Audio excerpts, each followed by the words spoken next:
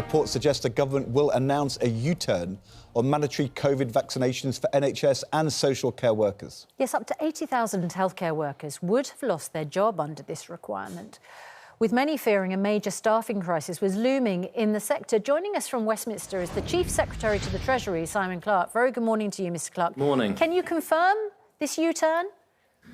No, all I can do is say that this is something which we keep under close review. Obviously, we've been striving throughout this pandemic to make sure that we make the most effective possible interventions against the spread of COVID, and then to balance that against making the least infringements we can against people's personal liberty. I think that's been the right balance to try to strike. It's obviously genuinely hard, and governments around the world have been wrestling with this. When we introduced this policy, of course, last autumn, we were faced with a situation where the Delta variant was dominant. That's now shifted, as we know, to the Omicron variant. Omicron is much more transmissible, but it is also somewhat less dangerous, although the overwhelming case for vaccination remains absolutely clear, and it's the right thing to do to protect yourself and others. But given Omicron is now a dominant variant, we obviously continue to look at our options in this space. I think that's the right thing for us to do. This could save the jobs of 80,000 NHS workers. However, 40,000 care workers have lost their jobs under your no jab, no job policy. If you U-turn on the NHS, could those care workers come back into the sector? Well, this is something which the Health Secretary would have to set out our conclusions on as and when any decision is made. I mean, look, the same logic applies. So, I mean, that's what viewers will hear, is that you're not saying that you're not U-turning. The same logic applies in the care sector as in frontline healthcare, which is that you are better protecting both the resilience of the health and care system and the patients you're treating, many of whom, of course, in care settings are extremely elderly and vulnerable to COVID, if you are vaccinated. That remains the case today, as it was in the autumn when we announced this policy. There is potentially more scope, because of the dominance of Omicron as opposed to Delta, for us to look again at this. But it's not for me to prejudge it this morning. And I think, the main message I would want to send out is that the case for vaccination remains at the heart of all our way out of the COVID pandemic. It's the best way to protect ourselves and those whom we love.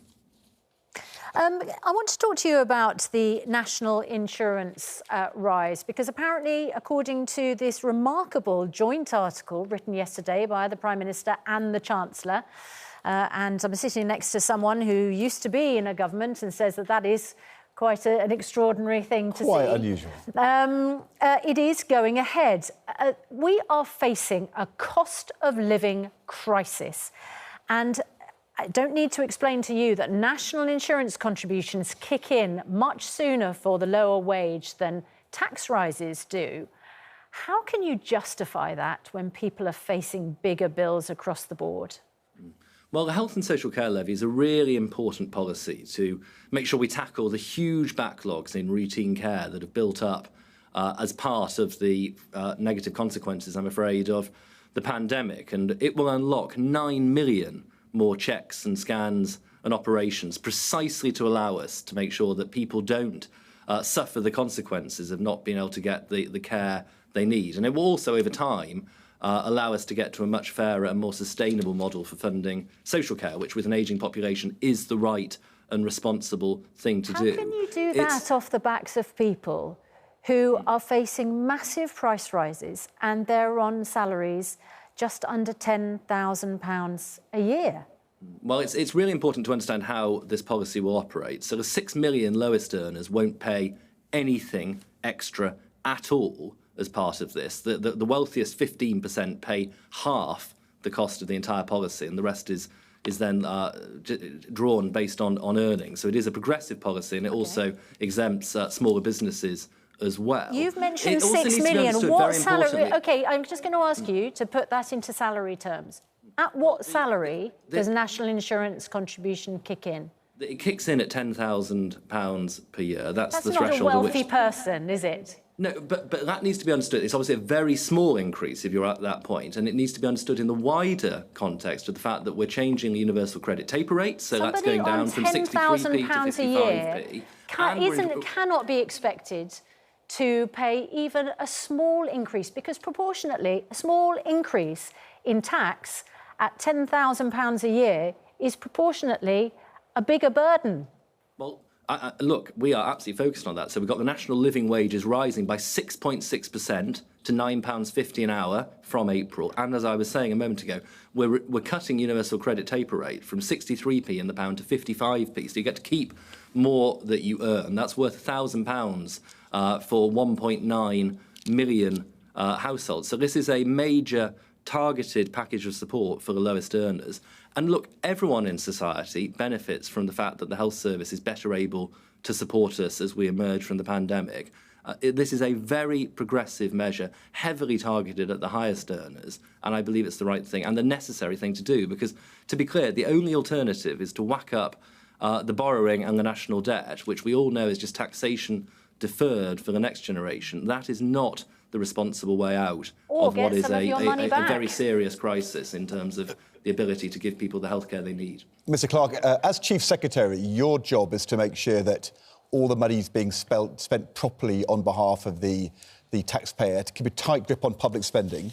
Just a couple of quick issues on your direct brief. First of all, there's a story in today's Daily Mail that the National Crime Agency asked to investigate that over £4 billion worth of bounce-back loans and COVID spending, which caused the resignation of Lord Agnew last week in the House of Lords, and that the Treasury refused to allow the NCA to do an investigation to tackle the fraud. Is that correct? I'm afraid we simply do not recognise those claims, and we continue to work very closely with both the NCA and, of course, HMRC to pursue people who have, in any way, Lord taken Agnew money said you inappropriately. weren't pursuing them at all. That's why he resigned. Well, we simply do not recognise anything to the effect that we interfered with the NCA's ability to do its job. Why did Lord Agnew resign then?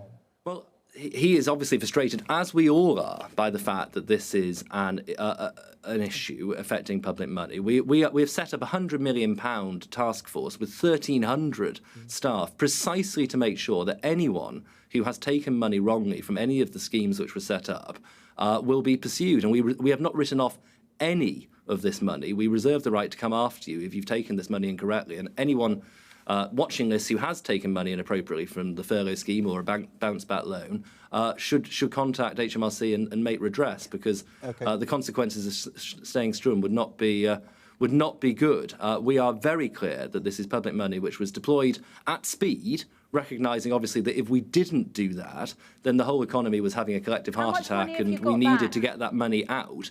But we are now clawing back, and we have clawed back 536 million just last year of money which was paid out wrongly. Over 4 billion lost. Let me just read you out something which I think, as a Chief Secretary, this is going to kind of, warm the cockles of your heart. Let me read this. Every public sector worker should feel personal responsibility for the money they spend and the money they save. They should spend taxpayers' money with at least the care they would give to their own. This change of mindset would be reflected in everyday changes, such as travelling by economy rather than business class. Now, that was a quote from the Foreign Secretary Liz Truss back in 2007 for the think tank Reform. Last week it was revealed she decided not to travel even business class to Australia and instead spent £500,000 in a private government plane to Australia and back, not with a delegation of business leaders or journalists paying their fares. She could have saved huge amounts of taxpayers' money by going business class, let alone economy class.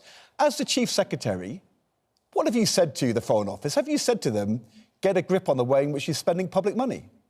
No, we have a government plane to conduct government business in the way that all major nations do, and I think that's right and appropriate. The Foreign Secretary is flying out with a significant team of her officials to conduct high-level talks with the Australian government. He's obviously a key partner, both in terms of trade, but also increasingly £50,000, and she went £500,000 on a private plane. I'm just asking you, do you think that's value for money? I do believe it is quite right that senior ministers flying out on government business should use the plane that we have set aside for government use. Yes, I do believe that is appropriate. Clearly, we always manage the public finances with great care and attention, and I think there is absolutely no doubting our determination to make sure in this budget and the spending review that we set out last autumn that we do achieve the maximum efficiencies. We've baked in hundreds of millions of pounds of savings. But it is absolutely right, I think, that the Foreign Secretary, when travelling representing the United Kingdom, should be able to use the British government's plane. I've got to say, Mr Clarke, for the first time, you don't sound like a Chief Secretary to the Treasury. That's what Prime Ministers are supposed to say, or Chancellors. Chief Secretaries are supposed to bang the table and say, let's start saving some money. I just slightly wonder whether you've lost sight of your job. There is much table banging going on across the piece, because we all want to make sure that we deliver savings for the taxpayer. You've got to have a tougher word with the Foreign Office, Mr Clarke. Well, I think it would be crazy to have a UK government plane and then not to use it for UK government ministers to fly on UK government business. Maybe it's crazy having a UK government plane. Well, I think all major countries. I mean, you only need to look at the United States, France, Germany. No one would seriously argue that it isn't right for the government of a G7 Margaret Thatcher didn't nation. have a private plane. Well, a G7 nation, a UN Security Council permanent member, the heart of NATO, it is absolutely right that we have a UK government plane to allow for UK government business. I don't think that is in any way I think you may have gone extravagant. soft, but thank you very much indeed. Yeah. Thank you.